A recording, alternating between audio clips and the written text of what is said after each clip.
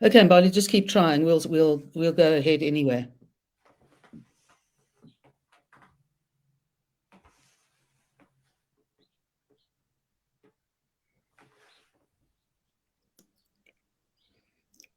Sorry, so I see that we're broadcasting live. Would you like to start the event?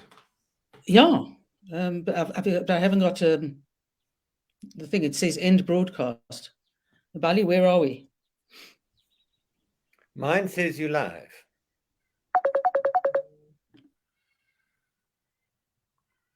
Bali?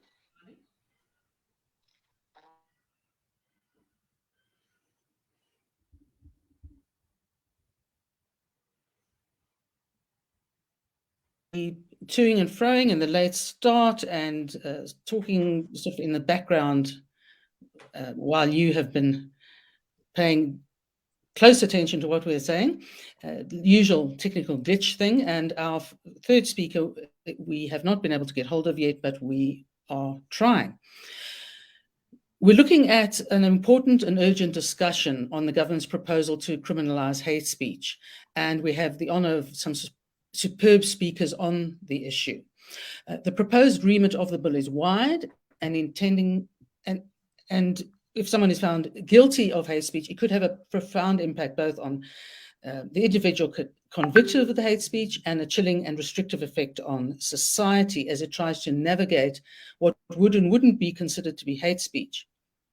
Any strengthening of the characterization and the punishment for hate speech is likely to be negatively impact the right to freedom of speech and expression, which is considered the paramount right underpinning any democratic constitutional state. Our guests are Advocate Mark Oppenheimer, Professor Anton Harber, and Cynthia Simpel. She will join us hopefully in due course. And what we've allowed for is for each speaker to have 20 minutes to present their views, comments, and suggestions. And I will read out their biography just to give you some background before each speaker. Now, our first speaker is going to be Mark Oppenheimer. Mark is an advocate who we've done work with and we know extremely well. And excuse me, the frog in the throat thing. He's a member of the Johannesburg Bar and has appeared in the Supreme Court of Appeal as well as the Constitutional Court in a series of cases that seek to determine the boundary between freedom of expression and genuine hate speech. He ran the widely televised hate speech trial against Julius Malema and the EFF for chanting "Kill the Boer," and that is going further because the judge in the case said it was not hate speech. So it's still open for a final resolution. He's frequently a guest on South African television to discuss human rights and the rule of law. He has authored submissions to Parliament on the bill and to the UN Committee for the Elimination of Racial Discrimination on escalating racial tensions. So, Mark, if I've given you your due, please start the proceedings. Excellent. Well, thank you very much for having me. I thought what I would start with is a sense of what our Constitution permits and getting a sense of why free speech matters. So Section 16 of our Constitution grants everyone the right to free speech. And it's very broad and generous in the sense that it includes artistic creativity, not just the production of art, but the process itself, academic inquiry, a free press, and access to information. Now, there are 3 cases in the Constitution where your free speech right is excluded. So they're not prohibited by the Constitution. It's just that the right doesn't reach those areas. So the first is propaganda for war. The second is the incitement of imminent violence. And the third, being the hate speech clause, is the advocacy of hatred on one of 4 grounds: race, gender, ethnicity, and religion, and that constitutes an incitement to cause harm. So let me unpack that in some detail. So firstly, if we think about propaganda for war, you're dealing with a cataclysmic harm The idea that you could have calling on your citizens to engage in a war with another country or propagandizing another war could lead to massive loss of life. And so that gives you a sense of that threshold. The second is the incitement of imminent violence. So violence, in other words, the killing of people, assaulting them, destroying their property, and that it must happen now, imminently.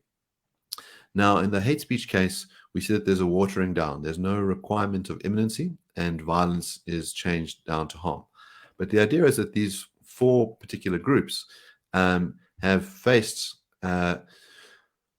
historical claims against them. So if we think about the Holocaust, people were persecuted on the grounds of their religion. If we think about apartheid, people were persecuted on the grounds of their race. And so there's reason to grant these additional thresholds. In South Africa, we've had waves of xenophobic violence, so protecting ethnic groups seems like a wise thing to do. Now, what we've had to actually regulate speech is the Equality Act. Now, the Equality Act doesn't have any criminal sanctions in it. It is a civil remedy. It allows private citizens to go to the Equality Court and lay complaints against other citizens. It also allows the Human Rights Commission to lay complaints. The kinds of penalties that are in place in the Equality Act are financial. So you can be made to pay a fine. You could be made to pay compensation to the person who has complained. And you could be made to make an apology for what you've said. So that legislation has gone through a judicial process. So the initial version of the act prohibited hurtful speech. I was in a matter cited as Kolani, which is regarded as the kind of locus classicus on hate speech. And in that case, it was found that merely hurtful speech is not hate speech. What the Equality Act does that is different from the Constitution, though, is that it also has the term harmful speech. And so one can be held liable for hate speech if you propagate hatred and the speech itself is harmful. The Constitutional Court in Kolani held that this is constitutionally sound in the arena of the civil setting. And all of the international case law that it utilizes really looks at these sorts of situations where you've got a civil sanction as opposed to a criminal sanction. So no one is jailed. Now, how do you justify any deviation from the Constitution? Well, Section 36 of our Constitution is called the Limitations Clause. And this allows for a right to be limited insofar as it would be reasonable and justifiable in an open and democratic country, and that you can show that there are 5 other factors in place about why you can justify the limitation. So there is some value in the limitation, that what you are trying to achieve will reasonably be achieved through the limitation, and that there are no less restrictive means for limiting the right. One of the ways in which the court limited the right was to include into those categories sexual orientation. John Kolani's article, which was titled Call Me Names But Gay Is Not Okay, in the article he writes that he prays that politicians will have the balls to change those parts of the Constitution that allow a man to marry a man and ditto a woman. And if we look at the 4 grounds that are listed in the Constitution, no mention is made of sexual orientation. The Supreme Court of Appeal held that sexual orientation is a sufficiently serious ground. It's analogous to the other grounds. It's an immutable characteristic, and that there are levels of homophobic violence in South Africa, and there's enough evidence before the court to allow that additional ground to be added. And the Constitutional Court agreed with that. So that gives you an example of how you could have a reasonable limitation on the right to free speech, and how it could meet the Section 36 muster. The difficulty that we find ourselves in with the hate speech bill is that we now have a criminal penalty. The bill has gone through various different iterations. The first version came out in 2016. I think it came out quite opportunistically in that it was announced very soon after Penny Sparrow's infamous tweet, in which she said that she compared black people to monkeys on the beach. Was clearly a racist statement. I think it wouldn't be found as hate speech now. She was originally held liable for hate speech on the grounds that the speech was hurtful speech, and that was the test that was used. And given that hurtful has fallen away, the speech itself would not have been viewed as hate speech. But it was seen as an impetus to produce this legislation to try and regulate racism. And there was a lot of cheering at the time. The feeling was, we need to, be tough on racists and, show them what they deserve and incarcerate them. But the original version of the bill was incredibly draconian. But even in that version of the bill, you only had a penalty of 3 years in jail for a first offense and 5 for a second. This one adds those two values and makes it 8 for any offense. So the difficulty with criminalizing speech like that is that, first of all, we've used this all the civil case law to wind up with a hate speech test that doesn't conform with our Constitution.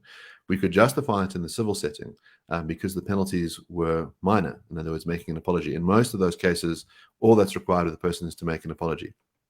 There is no financial sanction. And it's quite rare for there to be financial sanctions.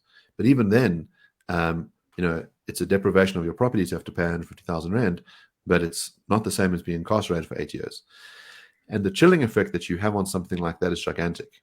That it might well be that a lot of speech that would be protected speech, that no one would reasonably think of as hate speech, people might not utter because they are concerned that they will be jailed. And that concern is not just for those who utter, but those who share the speech as well. So what the bill does is criminalize the distribution of hate speech. Now, it might very well be that someone sees something that they find alarming and wants to share it, not with the intention of spreading hatred, but with the intention of shining a spotlight on it, with the exact opposite intention, to say this is a concern, we should be worried about it.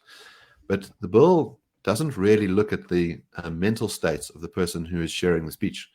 It says, could it reasonably be construed that you had such an intention? And so a third party will look at what you did without asking you why you did it, and will then determine whether or not it demonstrates an intention to spread hatred. The other difficulty is that the bill itself doesn't define hatred. So, and it has a definition of harm that's also incredibly broad. It includes the term social harm. Now, our case law doesn't really deal very much with what social harm could mean. It seems like an elastic term that if you are undermining the social values of South Africa, that you could then be incarcerated. We have seen those terms used in other jurisdictions. So in Malaysia, for example, they criminalize social harm. And someone who was jailed was someone who had an OnlyFans account, and she posted sort of sexually explicit photos of herself. This was felt to undermine the social harmony of Malaysia, and she was then incarcerated. So what counts as social harm seems to be a very flexible value. The other difficulty is that if we look just at the civil hate speech cases that have come out in recent years, it's quite hard to draw a golden thread between them. There appears to be quite a fair amount of arbitrariness in who is held liable for hate speech. And it seems to depend largely not on the content of the speech, but rather on who the speaker is and who the victims are. And so, for example, Julius Malema ran a case against Kenny Kuneni for referring to him as an individual, as a cockroach and a frog, and it was held that this amounts to hate speech. Now, traditionally, the distinction between hate speech and things like criminal injuria are that hate speech targets groups. It doesn't target individuals, whereas criminal injuria is an insult at a particular person. And so here, what you have is no mention of a group, clearly political rhetoric that's aimed at a particular person. Kuneni's testimony was that when he used the term cockroach, it was because when he grew up, he lived in quite a poor neighborhood, and he would have cockroaches infesting his food, and they were an irritant to him, and he would sweep them away. And that's how I viewed Julius Malema. And so here you have a situation where Kuneni is held liable for hate speech. That matter is on appeal. But you could imagine that the magistrate who will be enforcing the hate speech bill could very well incarcerate people for long terms of time for insulting language directed at individuals. That kind of case will be used as a precedent. The recent judgment from the Supreme Court of Appeal finds that certain displays of the old South African flag will amount to hate speech. And there's a a concern, of course, that other symbols besides the old South African flag could very well be determined to be hate speech, and that someone couldn't know that in advance. So there is currently litigation relation to the Springbok symbol. The Springbok symbol was the symbol used by the South African rugby team during apartheid. That team was a racially exclusive team. Black people were barred from playing for the team. It was a symbol that reigned during apartheid, and the argument has been made that it is directly analogous to the old South African flag, and on that basis ought to be banned. So you can imagine a situation where someone shows the Springbok symbol, and that a complaint is laid against them, and that they are incarcerated for it on the grounds that is analogous to other apartheid symbols. So it's quite hard to know what one could be held liable for.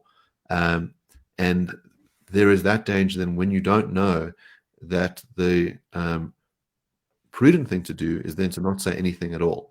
And the difficulty when we silence speech is that we lose this opportunity to engage in the marketplace of ideas. That one of the important things for allowing free speech is that we can find out what's actually true, that we can debate each other in a way where we're not worried about being thrown into a prison, that some people will say things that are incredibly unpopular and will be held to be unpopular for a very long time, and will eventually reach a state where everyone accepts them. So, for example, it was the case that for most of human history, people thought that slavery was morally permissible. It took abolitionists, over 100 years to fight against slavery, to express in words why it was immoral and repugnant.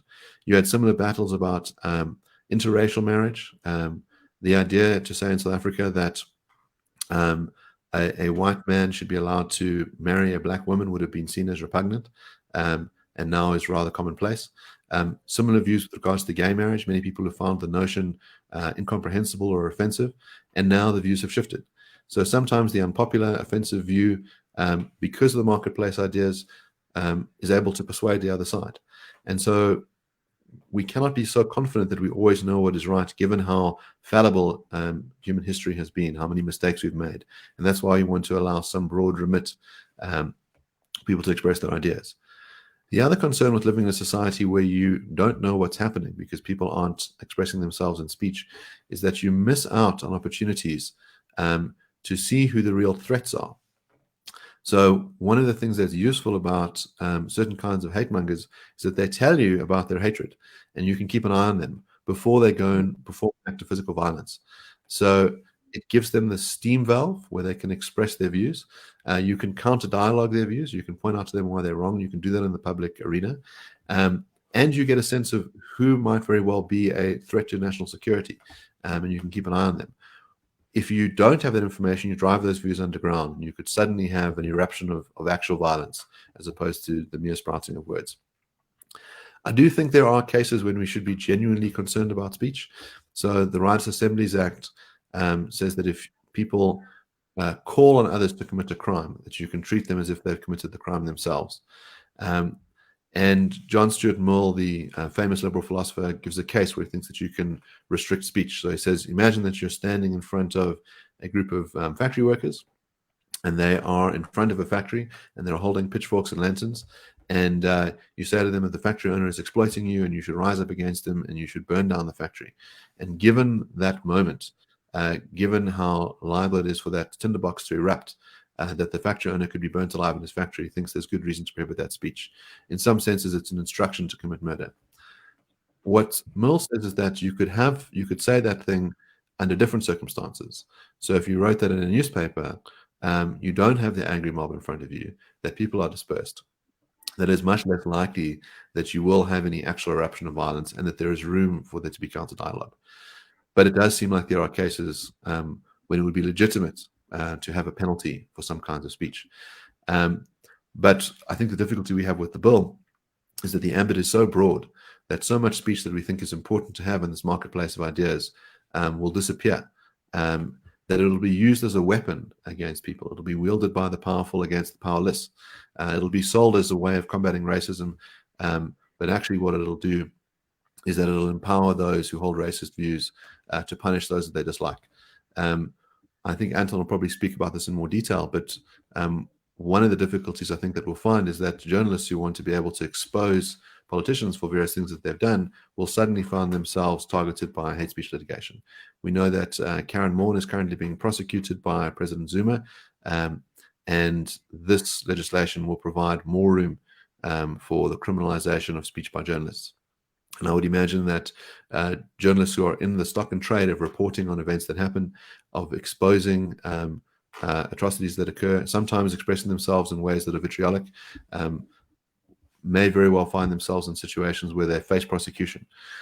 I think the other thing to realize as well is that all of our case law on this goes through an equality court, where you have a judicial officer who is trained to deal with this sort of litigation. Because this is a criminal statute, it'll be dealt with by ordinary magistrates' courts. And so not many people know this, but to be a magistrate, you don't require a full law degree. So you could be in a situation where someone has a gut feel about it and doesn't like you or doesn't like what you said, and that a judge would find it merely offensive and protect the speech, but the magistrate finds differently. And now you find yourself lingering in a jail cell. Some people are able to defend themselves and have, enormous financial backing so that they could take their matters on appeal. But not all South African citizens can do that. Litigation is incredibly expensive. It's very time-consuming. It can take many, many years for a matter to be finalized. For example, John Quilani's article was written in 2008. Judgment was finally handed down in 2021.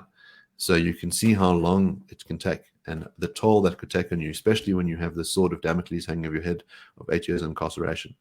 So it strikes me that the bill is dangerous, that there's still an opportunity to comment, that in prior rounds of comments, those comments have made an enormous difference in removing some of the more despicable elements of the bill. And so I would say this is an opportunity for citizens to express themselves, to show their concerns, and to read the proposed bill and submit why they think it might be inappropriate. Thank you, Mark. Thanks very much. Certainly made note of questions I would like to ask when the time comes. She's not on screen, but we have tracked down Cynthia Simpel. Cynthia, thanks for joining us, and apologies for the technical glitches, as is inevitable. I'd like to now introduce our next speaker, Anton Harber. Anton is the Caxton Professor of Journalism Adjunct at the University of Witwatersrand. He's also the co-founder editor. He was the founder editor of the Weekly Mail, now the Mail and Guardian, editor-in-chief of ENCA, and chief executive of Kagiso Broadcasting. He's a board member of the Global Investigative Journalism Network and a former chair of the South African Conference of Editors and the National Association of Broadcasters. He has served on the boards of the Freedom of Expression Institute, the Institute of the Advancement of Journalism, Kagiso Media, East Coast Radio, Radio Jacaranda, and more. He's the convener of judges for the Taco Capo Award for Investigative Journalist, which and has served as a judge on the Sanlam Financial Journalism Awards, the Vodacom South African Journalism Awards, and the CNN Multi-Choice African Journalism Awards. Anton has written 2 books, Dipsloot and The Gorilla in the Room. So if anyone is well placed to discuss certainly the media issues that are raised by this legislation, it has to be Anton. Anton, welcome and thank you. Thank you very much. That was a long, an unnecessary long introduction, I must say. But thank you very much for the opportunity to talk about this bill. I think we all have concerns about it, and it's very good to be sharing and examining them closely.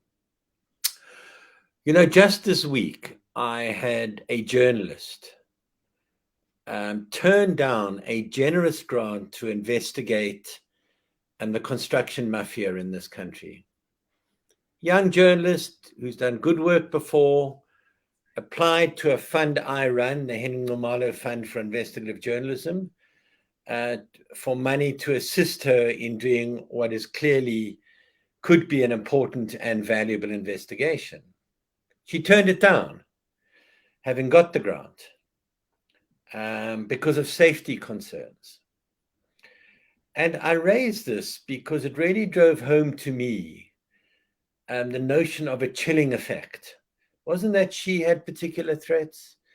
It wasn't that particular threats had come from the so-called construction mafia. It was in the wake of what has happened recently to whistleblowers and liquidators in the Murray shooting, and of course the Dea Karan killing, that have had a chilling effect on journalists and others who are looking to investigate, expose, and tackle these things happening in our society. And it really drove home for me how we have learned over time that censorship comes in many forms. It's not just the state restricting what one can say or write or publish or do, but it can come in many different ways from many different sources. And one of them is to threaten serious consequences to someone who pushes the boundaries of what is socially acceptable. Or not even what's socially acceptable, just does something like expose wrongdoing in the society. And I think it's worth remembering that under apartheid, a lot of apartheid censorship, not all of it, but a lot of apartheid censorship worked that way. It was the threat of serious consequences that had a chilling effect on journalists, for example. So there were areas where there was direct censorship. You couldn't publish a book unless it had been cleared. But in news, generally, censorship was exercised by threatening consequences like closure, banning, imprisonment, fines, if you broke the censorship law. And that had, we learned, a really chilling effect because a lot of the media had to be extremely cautious as a result, and therefore practiced a kind of enforced self-censorship. And I think it's worth remembering that that is what the laws that threaten things like imprisonment for things one says can have on individuals and on society. I think I want to start by stating our views on hate speech as the Campaign for Free Expression. Hate speech is abhorrent, and we support measures to prevent and stop it and deal with those who do it. But I'm talking here about real hate speech, not speech that is offensive or critical or irritating or pushes the boundaries, but speech that really threatens imminent harm to groups in particular. And our concern since this exception for hate speech first appeared in our Constitution in the 1990s was that the Constitution gave it a tight definition, and we always had a fear that there would be a pushback on that decision and expansion of that decision through legislation or jurisprudence or court rulings or the development of the law in one way or another, that would gradually expand free speech to the point where it has the potential to be used in future against speech that is merely offensive, irritating, or critical. So I think we have to remind ourselves that our concern is not just how a growing intolerance is pursued by the current governing party, but by how it can be used in future by those who are less tolerant, more authoritarian, and use loose definitions to lash out at those who fall short of hate speech and who are just maybe making offensive speech. I think it's worth saying that we also have no problem with the first part of the bill that deals with hate crimes, and which essentially adds extra penalties for crimes motivated by hate. We don't have a problem with that. We're concerned about the impact on free speech by the limitations by its treatment of hate speech. And I do want to say this. Mark referred to the legislation that was first published, the draft legislation that was first published a few years ago as this bill. And that really was an appallingly constructed, badly written, and very clearly potentially unconstitutional bill. But many of those organizations that have concerns have been lobbying consistently for a number of years for changes to prevent that law being enacted, for it to be improved at least. And the new bill is considerably improved. Some of the worst features have been taken out. And I raise this because it's important to say that the lobbying does have an effect. The representations, at least some of them, were heard. Not altogether. We still have problems with the bill, but it is considerably improved. And I think it's important to understand that the process does at least allow for lobbying to have that kind of impact. But the worst of the overly wide definitions, the lack of a need for criminal intent in committing hate speech crimes, the inadequate exceptions for journalists and artists, all of these things have been somewhat improved in the latest version. We remain with a core issue which Mark has dealt with, and which I think it's important to emphasize, which is, why do we need this bill at all? We've got the Equality Act, we've got crime and injuria, we've got laws against incitement and against assault, and we've got the first part of this, which will mean that if you commit any of those based on hate, then you would be susceptible to getting a harsher sentence. So we have in our law and in plenty of ways to deal with hate speech. And we've shown that they can be used to convict the worst culprits of unrehabilitated hate criminals. And I think it's an important question to ask, why then are we getting this law? Because I think it points to the potential problem that we want to highlight. I believe the concern is with those that have not got caught up in what law existed before this.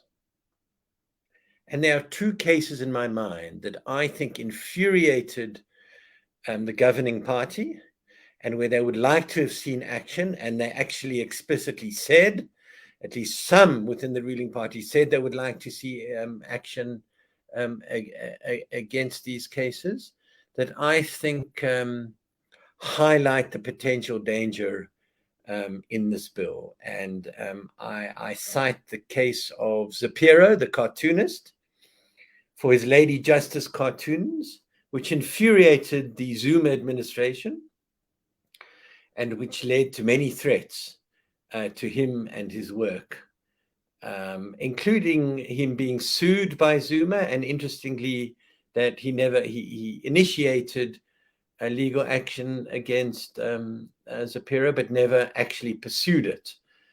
And the other case that comes to mind is Brett Murray's drawings at the Goodman Gallery of the Spear of Zuma, which infuriated a cross-section of the governing party, who led protests, including threats of violence.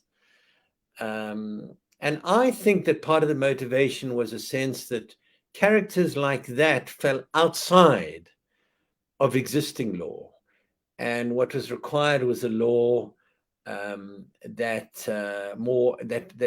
may draw in people like them. And I think that's extremely concerning, because if we're looking at any law that's looking at locking up journalists or artists, fundamentally, we know that is wrong. We know that in this day and age, it is only in the most extreme cases that you could possibly consider locking up journalists or artists, if at all. And I think it's worth bearing that in mind. I also want to highlight why we reject imprisonment as the appropriate punishment for hate speech, because I'm saying that I accept a legal action against extreme forms and dangerous forms of hate speech, narrowly defined. But introducing the threat of an 8-year imprisonment, I've talked about the chilling effect that will have on many journalists and all kinds of work. But it's also important to say, I think that the international norm that's been accepted very widely is that imprisonment in cases of speech should only be considered in the most serious cases of irredeemable purveyors of hate and dangerous purveyors of hate.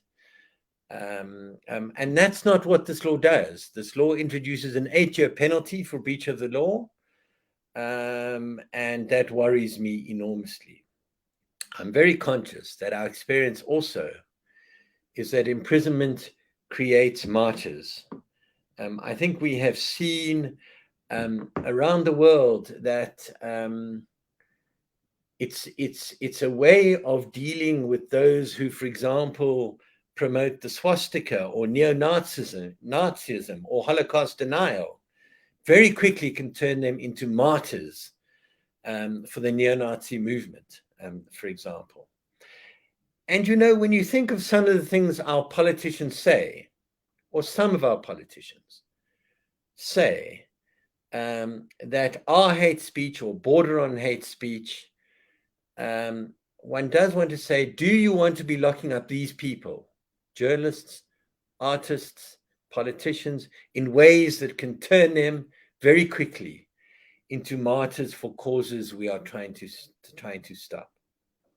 I would also pick up on Mark's point that we cannot challenge views when they are forced underground. The pursuit of truth, I say as a journalist, but for all of us, it depends on open debate, enabling us to scrutinize alternative political arguments and deliberate on our social values. The threat of imprisonment, of criminalization, can have exactly the opposite effect. And we learned this under apartheid. We all, many of us, set out to find and read banned documents, to find what Mandela was saying and thinking, precisely because they were banned, he was jailed, it was driven underground. It raised interest in those things much more than it prevented, particularly young people with an interest in those things, from hunting them down and wanting them. But it prevented public exposure and debate and examination of those ideas and facts and the things that lay behind them. We have a general concern of definition creep. That slowly, the tight definition of hate speech in the Constitution is pushed out. Every stage seems to widen the definition of hate speech and take in more elements around it, add new categories for it, remove some of the qualifications. Now, the Concord has knocked back some of those attempts, I'm pleased to say. But I think we need to be eternally vigilant about gradual creep, that each little bit seems insignificant, but can cumulatively become much more significant, particularly in the long run, when there are those who deliberately want to use such acts, such definitions, to go after journalists and artists and their political critics and opponents in the future. I think I want to end, let me talk a little about the exceptions to the law. So there are exceptions for bona fide journalism, for artists, academics, a qualified allowance for them. Now, the journalists one is an interesting one because it says that it's written in such a way that I think that as long as a journalist, him or herself, does not promote hate speech, they can report on it. And in a way that matches with our code of conduct, because our obligation when we report hate speech is not to not report it, to not say that so-and-so said something that may or may not be hate speech. And the public need to know that.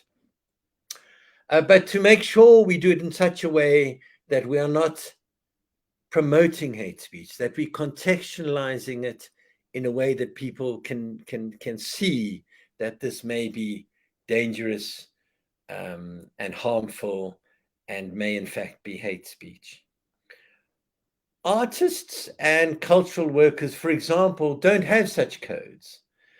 And their work is often to push the boundaries of offensiveness among some artists, to get one thinking about these difficult and tough issues and confronting them head on.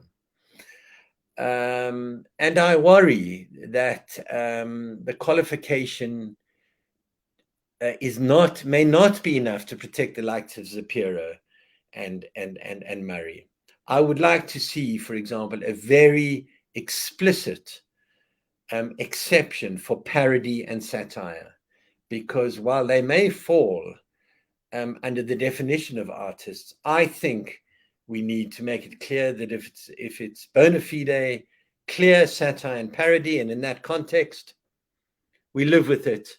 As Mark said, the context in which something is said or published or broadcast is absolutely critical, because one thing is dangerous in a live political context, which in print, in a different context, really is less or much less or not dangerous at all.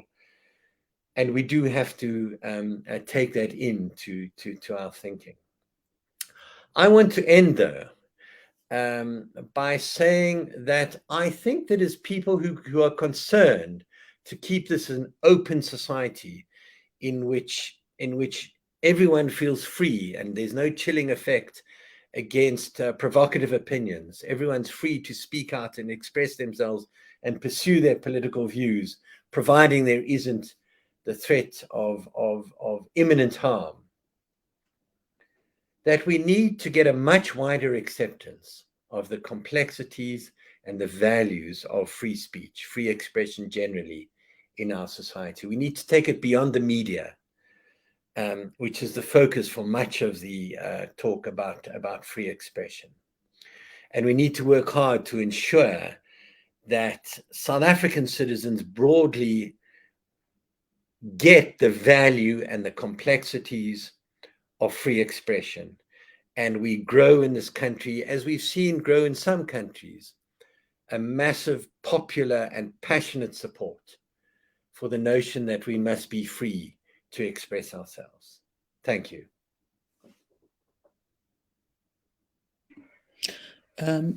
Anton, thank you very much. I have when you mentioned parody and satire, I thought as soon as you interfere with the ability to express humor, the society's in trouble.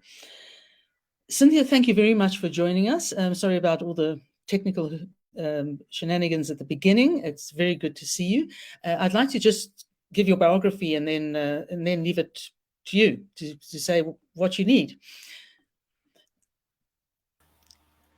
Cynthia is the executive director of the Whistleblower House and has been since February 2022, supporting whistleblowers to retrieve their dignity. In 2019, she started a support group for whistleblowers in South Africa and is campaigning for the rights and plights of whistleblowers through her company, Citizens of Conscience Foundation. She's also a motivational speaker, speaking on her story as a whistleblower and making a difference where you are. She is the author of Hijackers on Board, published in 2021, on the South African Airways saga. And just to, I suppose, keep her sane, she is a yoga instructor for adults and children. She's a certified director of IODSA, and currently a board member on 4 boards: Amnesty International South Africa, Johannesburg Children's Home, Health E-News, and the BCCSA. She volunteers at Accountability Now, Radio Veritas, and does community work. She was awarded in December 22 by Blueprint for Free Speech Special Recognition Award for Integrity and Moral Courage. She was also the recipient of the Risk Influencer of the Year by the Institute of Risk Management, South Africa. In 2019, she received the Citation of Integrity Award from the Airline Pilots Association of South Africa for having stood up for the truth in the SAA transaction. Cynthia had a long career in banking and for the last 10 years was at SAA in her capacity as the financial risk manager, and for the last 2 years as group treasurer. Her highest qualification is an MBA, and her dissertation topic, business continuity strategy. Cynthia, welcome. Anton has already alluded to the issues that affect people who speak out and the chilling effect it has on them. The floor is yours. Thank you very much. Good morning to everyone and to the organizers of F.W. de Klerk Foundation, my fellow panelists, and all those attending. My talk today is basically on the free speech for whistleblowers who expose corrupt activities and need to hold government and private sector to account. So why is it imperative for whistleblowers to have free speech? In the quote of Edmund Burke, he states, "The only thing necessary for evil to triumph in the world is that good men and women do nothing." And that is exactly what we've seen, is when no one says anything and no one does anything. My question to you is rhetorical. Our country and the world as we see it right now is in a quagmire of corruption, with many human rights violations and unethical behavior. We're experiencing the worst leaders in countries across the globe, and we are reading and hearing of wars in Sudan, Mali, Ukraine, Syria. And so where does this bring us then for free speech relating to whistleblowers? I would like to draw an analogy to a soccer match.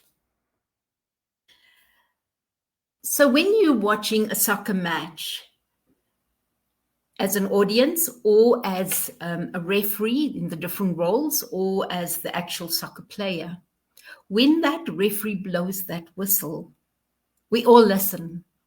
Whether you are the player, you listen, and whether you are the audience, the attendees watching the match, you listen. And obviously, if there are second or third referees, they all have to listen. The reason for that is they're highlighting that an error has happened or an offside or something that is against the rules of the soccer game. But when a whistleblower speaks out, they are gagged. It's as if someone is putting their hand over their mouth. They cannot speak. They're not allowed to speak. And if they have spoken, their words are twisted and changed and pushed against them. And therefore, it is imperative that whistleblowers should be allowed to speak and have free speech. For whistleblowers to speak up and stand up for the truth, or for any atrocities they've witnessed or observed, any fraud, they are the ones who suffer consequences. If one looks at in an international space, we've had Edward Snowden of NSA and CIA, Julia Assange of WikiLeaks. In the local field, we've had many in our own country. And if I can just recall recent news, Motsebeni, the MP, Member of Parliament, Motsebeni Tswana, recently found to have been guilty of losing public trust. He was involved in Optima Mine and the Tegeta exploration. However, the staff in Eskom and Trillion who spoke out at the time because of these deals Marcelo Motepo, Bianca Goodson, Suzanne Daniels. They've all suffered losses in their jobs, losses in society, to their reputation, to their career. And what's the repercussions then for the MP? He gets 1 full term suspension, parliamentary term suspension, and that's it. No further loss to him. So that brings me to how important then is it that whistleblowers are protected? Research has been done by many organizations, and recently the Ethics Governance think tank and the University of Nottingham have engaged in a project with South Africa, which was funded by the UK government, and they did some interviews with many whistleblowers. And they came up with very significant views about the whistleblowers, and the majority saying that the current legislation for whistleblowers, which is the Protected Disclosures Act, is not worth the paper it is written on. They said it is purely theoretical and does not protect whistleblowers holistically in any way. So while this view is held particularly as a bitter end for everyone, whistleblowers associated with state capture have suffered more. For them, the institutions that exist to investigate unlawfulness and to protect private citizens are used as tools to intimidate and to silence them. Because those they were accusing had the power and the resources and the deep pockets of the state at their disposal, which they used against the whistleblowers. Another case in point, recent case, is Prasa case, Goya, who's won every case. She's won her disciplinary hearing, she's won her labor court case. And yet Prasa board is still out there and still retaliating against her and victimizing her. And that is what whistleblowers suffer. Pure retaliation, victimization, assassinations, as mentioned earlier by Anton Harber. How many have we seen? Babita Deokaran was a senior financial officer at the Gauteng Provincial Department. She was an important witness in the investigation with the Special Investigative Unit into corruption, and which was involving fraud amounting to over, at the time, 300 million. And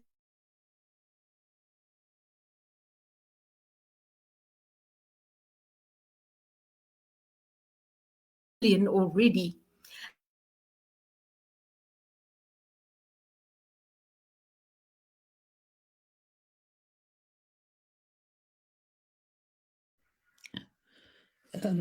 Probably the beauties of load shedding, if that's not unlikely, we'll blame them anyway. Perhaps while we wait for Cynthia's line to come back on again, I'd perhaps just pick up from a point she made and ask you, Anton, that we've got an incredibly compromised government, and there is rot at all levels, and criminal activity at all levels. When Cynthia talks about, protecting people, they continue to be victimized by state-owned enterprises, etc. I would have thought, given that we kind of can't really rely too much on the authorities, that the only thing that can perhaps have an impact against those perpetrating this sort of behavior on whistleblowers is media exposure, and a lot of it.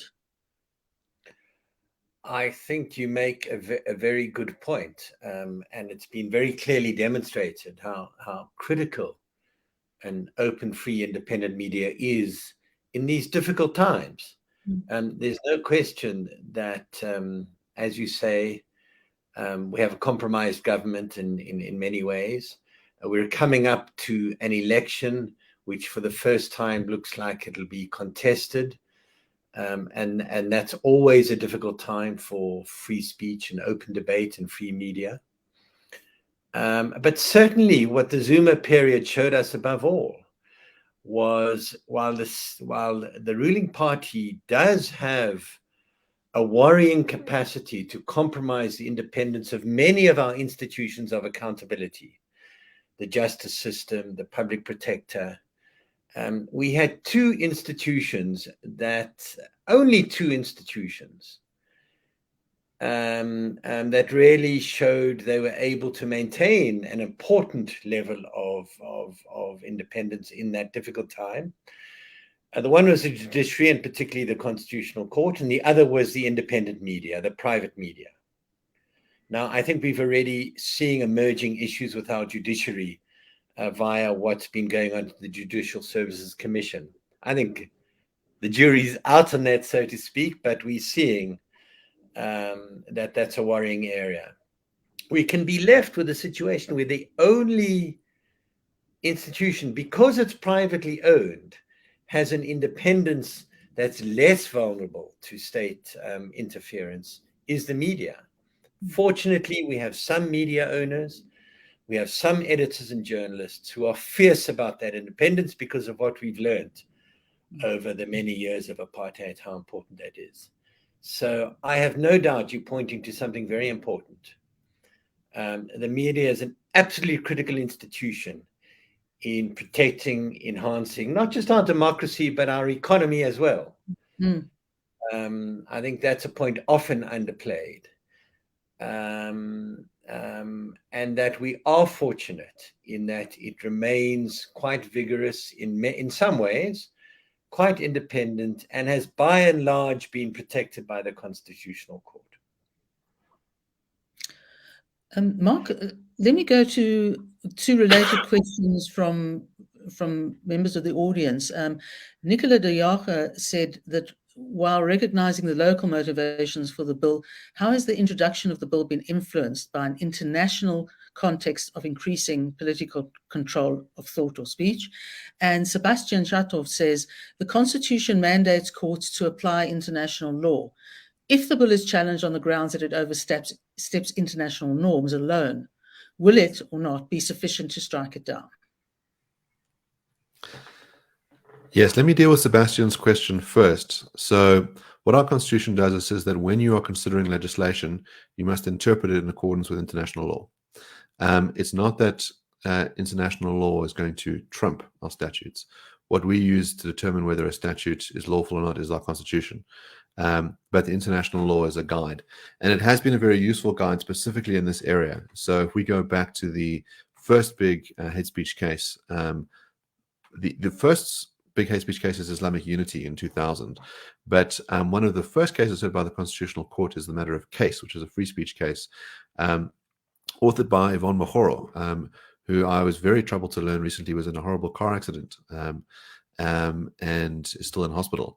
But really what she did was go and scour the foreign sources of law to try and find out what are the international norms. And that case really has played an enormous role in our thinking about free speech and how important it is.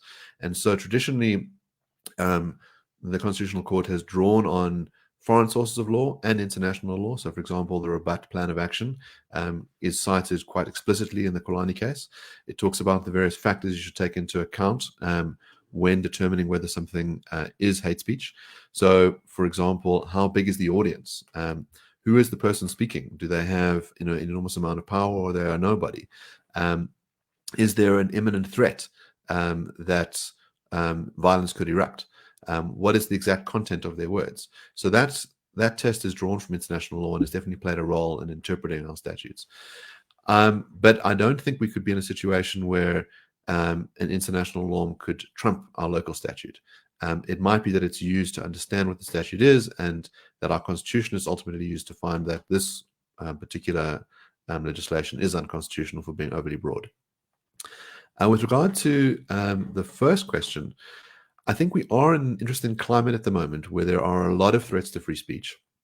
It's become an environment people feel much more uncomfortable speaking out. We have in some senses imported some of the American culture war stuff into what we do in South Africa.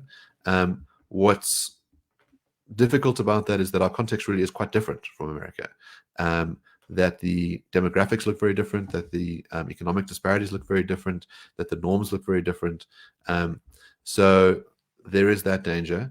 America prides itself on a very strong right to free speech. Their First Amendment means that you cannot restrict speech as the state.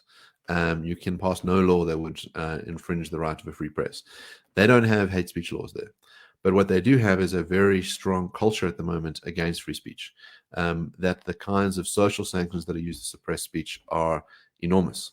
So you find people being fired, specifically at universities. They are often shamed into resignation, that the pressure brought to bear for unpopular views is enormous. I think that's happening in workplaces as well, enforced by HR departments. There's this difficulty with working out what role social appropriation ought to play in a society. On the one hand, you might say, well, a reason why you don't need to criminalize is that citizens are quite good at pointing out why they dislike speech, and they can apply pressure accordingly.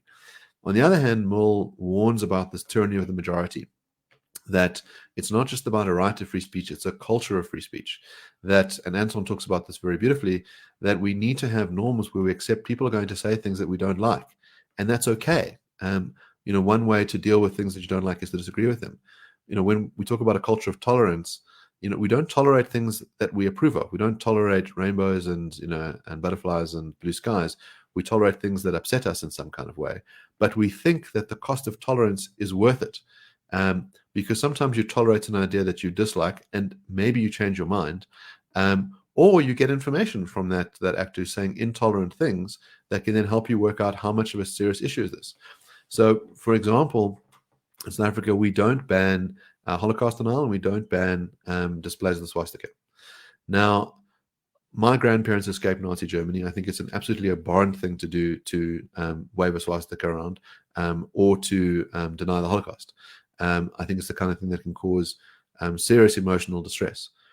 But it almost never happens in South Africa, and people are free to do it. So that gives me very useful information, which is that when it does happen, you can target it, you can see it. And this has happened quite successfully. So, for example, Ntsebu Dlamini had described himself as a friend of Hitler. He was SRC president at WITS at the time. The Jewish Border deputies, instead of saying, let's imprison this person, said, let's have a conversation with him. Let's bring him to the Holocaust and Genocide Center and show him the implications of what he said. And he publicly renounced what he had said. And that's very, very powerful. Often having someone who is a prior hate monger renounce their views is even better than someone who, believes the view from the start. A good example of this is someone like Megan Roper Phelps, who was part of the infamous most hated family in America.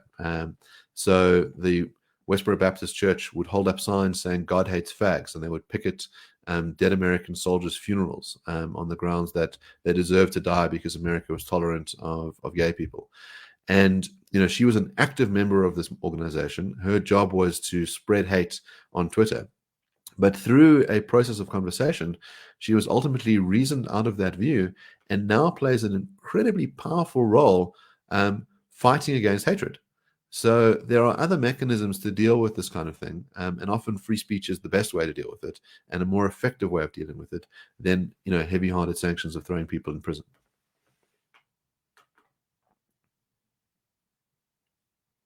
That I agree with you that it's quite disarming and powerful if, for example, you get that hater into a room and serve him a cup of tea, because he's not in a position of power. He's sitting on an equal or lesser position than his victims, and it's long lasting. Imprisonment surely largely will only raise resentment of both of people facing imprisonment and the people who watching people be imprisoned for speech of this nature. I wanted to, sorry, there was something I just wanted to come back to on that, but I'll leave it for the moment. Let me just have a look at some of the questions I wanted to raise.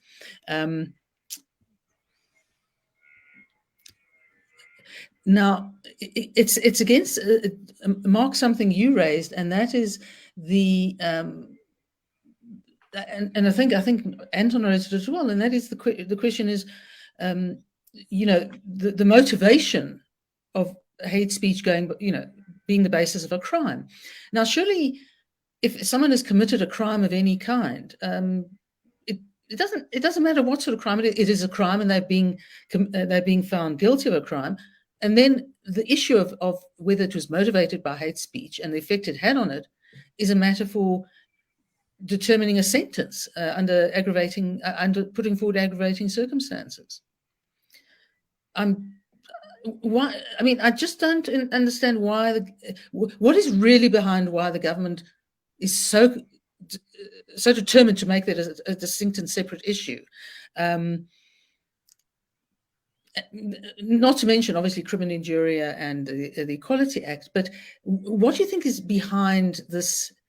Is it a sense that the government is vulnerable for the first time? The ruling party is vulnerable. Is it a sense of you've actually got a government that is not by nature democratic? It has a much more sort of authoritarian streak that it would actually like to show after decades of very free speech. I mean, South Africans took to free speech after apartheid like ducks to water. And is it really a reflection of panic, perhaps? Or I'm not being cynical enough? I'll give a view and then I'll hand over to Anton. So the first part of your question really is about the hate crimes section of the bill. The hate crimes section will take into account whether you're motivated by hatred against a group in your penalty. In some senses, what this does is codify what our common law does. So to my mind, there's a difference between vandalizing someone's house as an ordinary crime and vandalizing their house, to say, die Zimbabweans, or, you deserve to be burnt alive. That's motivated by a kind of ethnic hatred. And I think that should be taken into account when you have a penalty. That's a separate question from the speech questions. Now, I'd alluded earlier to the fact that this first version of the bill came out in 2016, and it comes out after the Penny Sparrow statement. Something that I didn't say, but I think is well worth taking into account and was acknowledged at the time by Thuli Madonsela, is that if you go back 2 months, 2015, what you have is President Zuma firing one of our finance ministers, the Rand tanking, thousands of citizens taking to the street and saying Zuma must fall. And you have this crisis in the governing party where you've got a mass movement against you. And so what do you do when you are reviled and hated? You find someone else who the public can hate instead. And so Penny Sparrow, who is basically a nobody from like the middle of nowhere, really, it's like Northern Natal, she's a retired estate agent, suddenly becomes enemy number one. And this enormous amount of effort is put to say, this is the real problem in South Africa. Forget about Jacob Zuma. This person is the person we must deal with. And, it's not enough that we can only make them pay a fine and apologize. We need criminal sanctions to stamp out racism. So John Jeffries, the Deputy Minister of Justice, sees this as this incredible opportunity to put through this entirely totalitarian legislation. It's worth reading the original version of that bill to see how despicable it is, how it would have been used to silence many journalists, many individuals, would have amassed this huge amount of power for the state. And they took this wonderful opportunity. And of course, the diversionary tactic of not talking about Jacob Zuma, brilliant. And at various junctures, it was thought that this bill would die because civil society has been very good about pushing back against it. DRSA, for example, has been this wonderful platform where people can express their views on legislation and sign on to write their own submissions. It's not merely a petition, you write your own submission. If you look at this particular bill, it says that 78,000 people participated in that process for the 2016 one. So there was this pushback, and as I say, the bill has some of its really hard edges have been sanded off, but it is still dangerous. And as you point out, the governing party especially when its back is against the wall, would like to accrue to itself as much power as possible and be able to silence its critics as well as possible. And even the threat of 8 years in jail will be enough to ensure that many people don't say critical things about you, lest they linger in a prison cell. Perhaps I can pick up on that, Sarah, because I agree with Mark that I think the motivation lies in the fact that we have a government that's facing a number of deep and difficult crises and problems and challenges. And this is an easy one to deal with. An easy target, and you score some political points by saying, look, we're dealing with racism, even when I don't think you really are dealing with racism. And that's my point about whether we need this law at all. So I think the motivation is to say, this is easy, and we can score some political points from it. I think it's important to keep in mind the perspective that, governments facing various challenges always try and act against their critics and use their power in the state to act against the critics. So interestingly, and the ANC's faced always some quite sharp media criticism. We saw the threat of the security bill and a huge civil society and media reaction to that. It was passed by Parliament, but never signed into a law. So interestingly, there was a push to limit the media and its investigative journalism, stopped by civil society, making it politically expensive for the president to sign it. There was a threat. You recall the ANC adopted the policy that there needed to be a statutory media council and ombudsman and a structure that would break down the self-regulatory system and put in place a state system. It never even got drafted into law because there was such furious reaction to it. It was kept there as policy, as a threat, but never seen through. So we've seen attempts, and I'm only citing two of the best known,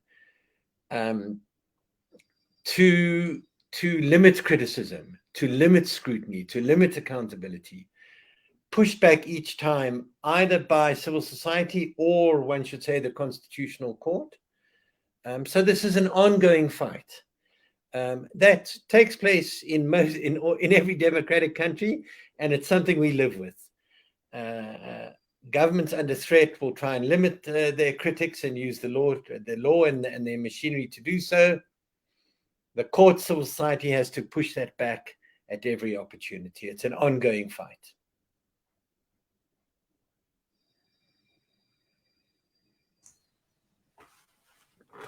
One of the comments I just wanted to make is that if you think about it, the Sparrow, Mombo, Katzavello cases were all, but for the existence of social media, it couldn't be latched onto with the vehemence that it was.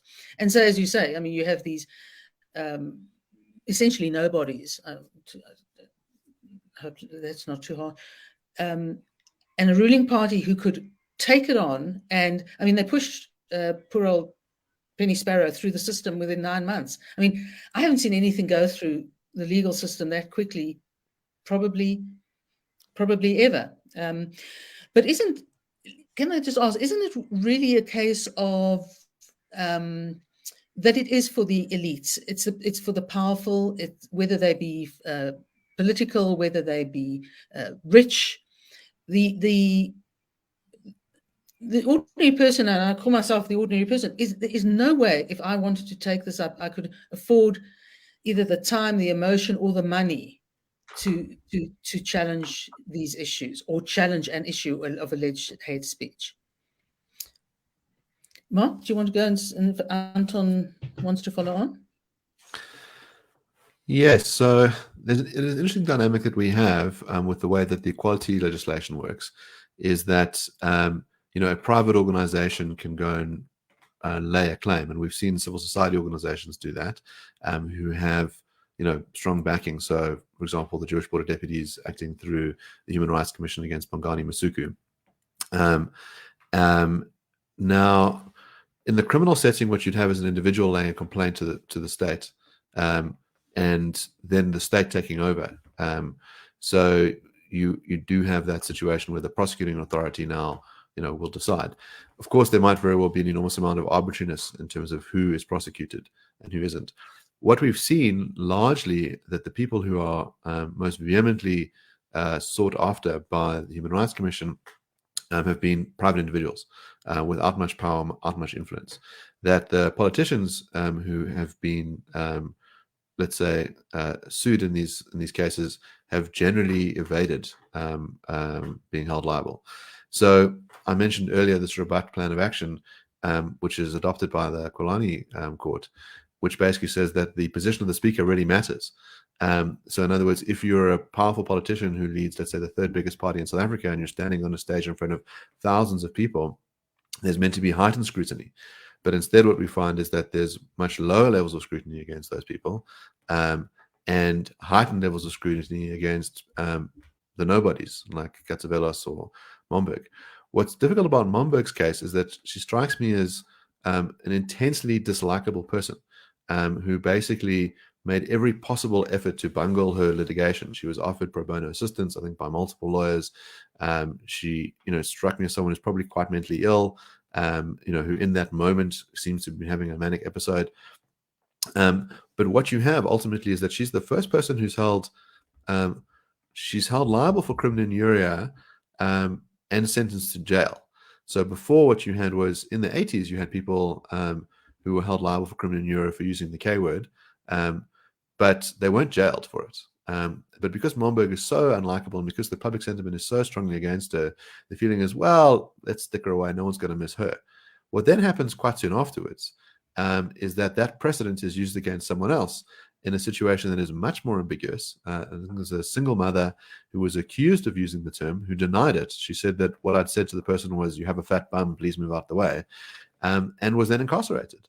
And the judge said, "I'm bound by the Momberg case."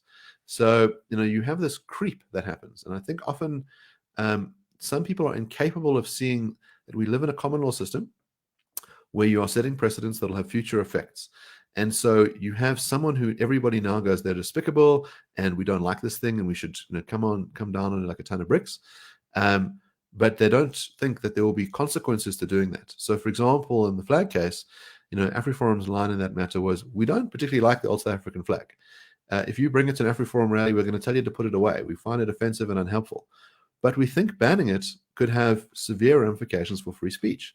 That if your principle for banning symbols is that they offend people, well, there will be other symbols that will be targeted. And ultimately what you have is a banning of that symbol. The Supreme Court of Appeal has narrowed the original banning, so it doesn't cover all displays. There are some exceptions in place, but there is now a principle that said that some symbols can be targeted. And immediately what we had in both cases were further calls for other symbols to be banned. So after the Equality Court came up with their judgment, the FF said, well, if we accept that the old South African flag is an apartheid flag, let me tell you about another apartheid flag. It's their Israeli flag. We should ban that flag. After the Supreme Court handed down their judgment, they said, well, now that we've banned the old South African flag, we should start tearing down monuments, which are symbols of apartheid. So whenever you're fighting for speech that is offensive, you're doing it on uncomfortable territory. But there is a reason to draw some kind of line in the sand, which is that there's going to be something that someone finds sacred that they once protected. During the NCOP discussion meetings about this particular bill, some people started saying, well, languages like Zulu and Xhosa use a lot of idiomatic expressions that are quite colorful and might be misinterpreted to amount to hate speech. Is this going to be covered? And of course it'll be covered by it. They hadn't thought that would be an effect. Some of them said, well, there's these sacred struggle songs that we quite like. We like to keep singing them. And the answer from the representative from the ministry was to say, well, as long as it's legal, it'll be fine. Which means if we think it's not legal, then you're going to jail. So, there's going to be something that someone thinks is important to them that they should be allowed to say, and they will be jailed for it because of this legislation. That's worth bearing in mind. To add to that, Anton, before we come in, and welcome back, Cynthia, and obviously it pertains to the flag case. What for me is really additionally problematic about the old flag case is, first of all, that it's almost never seen anymore. It has really receded into the background. It's isolated at best. So you really, in a way, mostly are going to have to go looking for it to find it. So it gives it an importance that it was losing. That's the one thing. And the other thing is, if you're talking about symbols that, you know, that cause offense or hatred, and sorry, this is going to sound really like, but what about, well, whites do that to me. I lived through apartheid. I have terrible experiences of it. Am I being a bit over the top on that one? Perhaps let me ask Anton and then come back to Mark and Cynthia. Yeah, I think you're being a bit over the top. I mean, it's one thing to say a flag can symbolize, a flag or a swastika can symbolize something that really can cause me psychological anguish. If you're saying I've got a problem with whites because of apartheid, you've got a problem, and that you can't deal with whites in the way you do with flags. One is a flag. So I'm not sure why I could draw a line from one to the other. But the important thing about the flag, I think, to bear in mind is it's all about context. It's all about, in certain cases, it's clearly used to try and incite hurt, harm, and etc. Sitting in a museum or in a book about the old South Africa, or used in a different context, even publicly, and you would shrug it off. Now, I'm not sure how we get that differentiation. I mean, we would need Mark to tell us, because there you require our courts to say, well, this is, here are some rules for when it's acceptable and not acceptable, so that it's not arbitrary. But I think we are concerned with, as Mark has pointed out, that you can't find constancy in the implementation of the law. And so it's looking a little bit more arbitrary than one is comfortable with.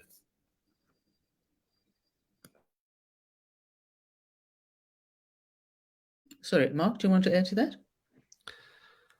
Yes. So what the Supreme Court has done is say that if the flag is displayed in the course of bona fide artistic expression, reporting, or an academic study, then it's protected.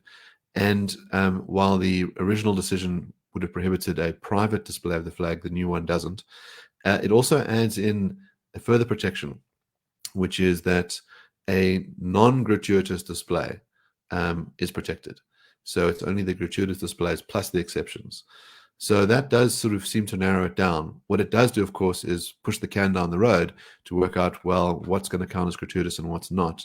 I always think that when I was a child, whenever the Mnet magazine would arrive, first thing I would do is have a look through what movies were available that month. And they all had an age restriction, and they had a rating for language, sex, and violence. And they also had a box for whether that language, sex, and violence was gratuitous or not.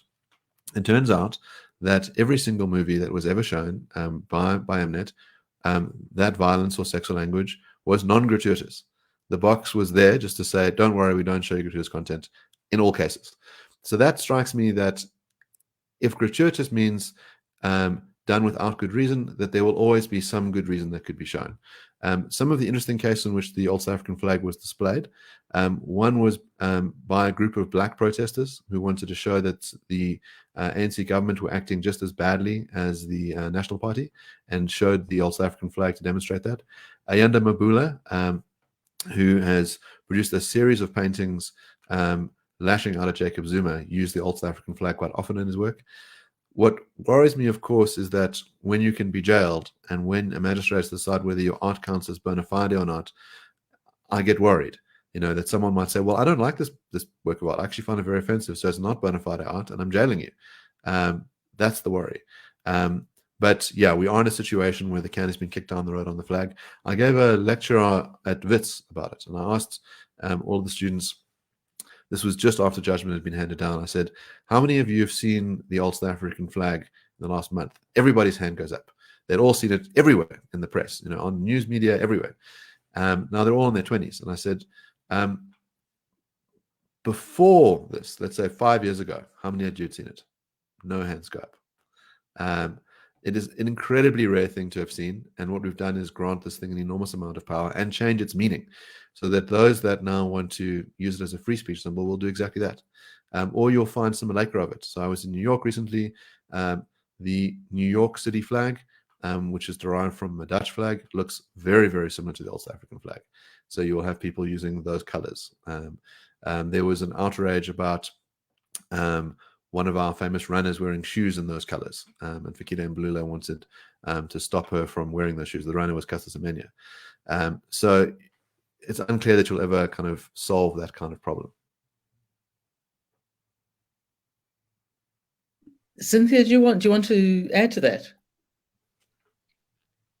Sorry, you muted. Yeah, with the old flag, it does bring back negative memories and connotations. And I would rather that we evolve. And as we've seen, our new flag has always has embraced unity, has embraced togetherness and identity for South Africa, because too many times we see ourselves as diverse in culture, religion, race, and skin color. But it's the flag that unifies us. So for me, I would rather that we focus on a vision of South Africa, a unified South Africa, and look at what do we all find common ground. What's brought us together was when we won the Rugby World Cup in 1995. That flag was all over everyone's cars and homes. And again, in the 2010, when we won the soccer, we've seen the flag really flown with pride and to be associated, people wrapping themselves in the flag, having it on their cars. And I just feel we need to get out of this, stop looking back and being a Lot and become like Lot's wife and become a pillar of salt, rather but looking forward and how can we then embrace the good that we have as a country and start unifying ourselves as a nation. Thank you. Cynthia, I'd just like to comment on that and then put the last question of the morning to you. You deserve some time. But the comment is exactly to support that, is notwithstanding what we may be thinking in our heads or feeling in our hearts, if we're at a cricket match or we're at a rugby match or a soccer match and the flags come out, that's what comes out, the new flag. Let's call it the new flag 30 years later. And there's not a lot. I think that's the sort of plea for unity generally by the government is a problem, because we're not always going to be unified about things. Unity is a fairly rare thing to actually achieve, and the fact that we're not unified is what actually spurs the debate and perhaps the tolerance, as Mark said. I think two things do unify South Africans: a sporting event and load shedding. And if you want to see unity, that's the time to see it. Cynthia, the question I wanted to ask you is, you mentioned earlier about the sort of slap on the wrist that Masebenzi Zwane got for his role in state capture and the Nickel mine. Might not one of the problems be that we have been so overwhelmed by the level of corruption in the state and the extraordinary investigative journalism that has brought it to us? But we do have the detail. That's perhaps it's a plus and a minus. But aren't we at risk of becoming sort of overwhelmed and tired and not protecting the whistleblowers, or not standing up for them, or not protecting hate speech in general? Yes, currently, I think, firstly, we were lulled into false. I speak for 94 as South Africans. We were lulled into a false way that here we are together, we will grow, there's hope for South Africa. And it was. I think those initial years was indeed economic growth, there was excitement, there was euphoria in the country. Then when the Zuma administration came in, we all, I feel in my sense, my personal life, my family, was we focused on just doing your work and the best in your community. And so you expected government to hold themselves accountable. You expected government to do the right thing. And I think that was every citizen's expectations.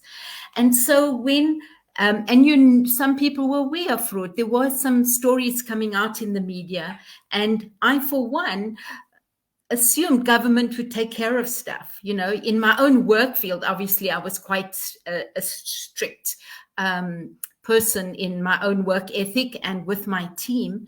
And so when I started seeing stuff happening in my division was when I spoke out.